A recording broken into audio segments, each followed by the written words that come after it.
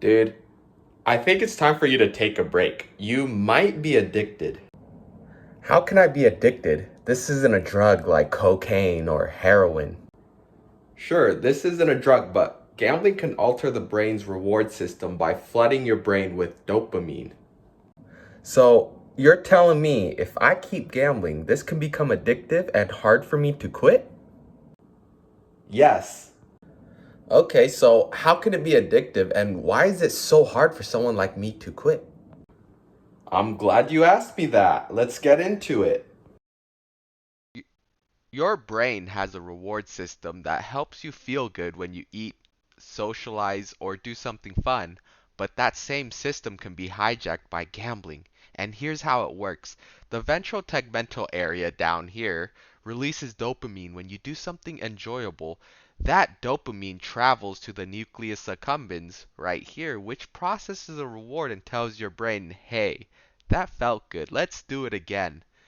And the prefrontal cortex up here, which helps with decision making, and the amygdala and the hippocampus down here, which stores emotional memories, also get involved.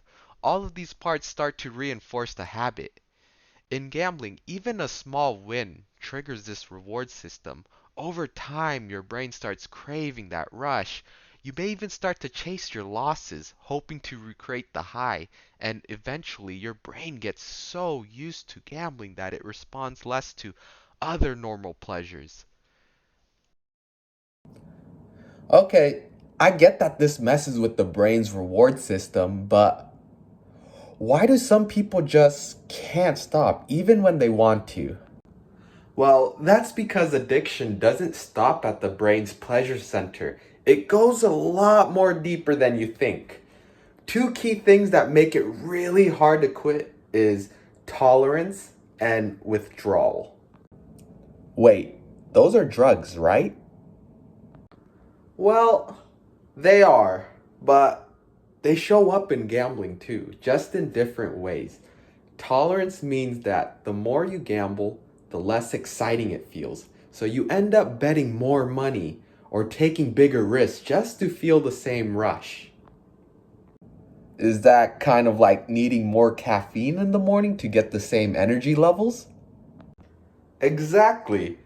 And then there's withdrawal. That's the emotional crash when you try to stop. People can start feeling anxious, irritable, restable, even depressed. It's not just in their heads, these are real measurable changes happening in the brain.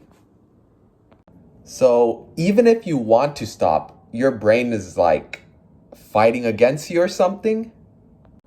Yeah, it's wired for you to keep chasing that same exact feeling. That's what makes gambling addiction so powerful and so hard to break without help.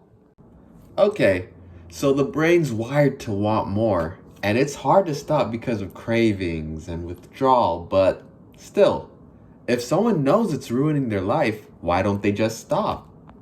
Well, it's not that simple.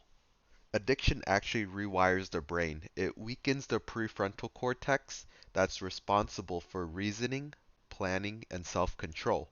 That means even when someone knows it's harmful, the craving for dopamine can override good judgment. And it gets trickier. Gamblers often fall for the illusion of control, believing they can influence random outcomes, like thinking a lucky charm will help them win. The brain responsible buys into it, even though it defies logic.